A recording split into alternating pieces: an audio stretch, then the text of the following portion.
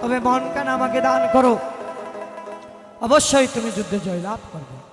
আর যদি অহমিকার বশে তুমি যুদ্ধ করো, তাহলে তুমি অবশ্যই যুদ্ধে পরাজয় বরণ করবে।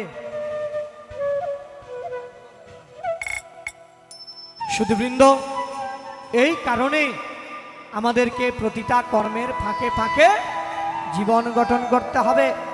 গীতায় গোবিন্দের বাণী, অর্জুন তুমি কর্ম করো। কি কর্ম? তোমার স্বধর্মের কর্ম। তোমার স্বধর্ম কি? ক্ষত্রিয় ধর্ম।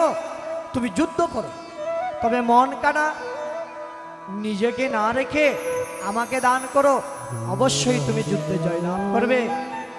সংসারে থাকলেও মনকে সেই প্রকার গোবিন্দের দ্বারস্থ হয়ে শরীর দিয়ে সংসার কর্ম করতে হয়।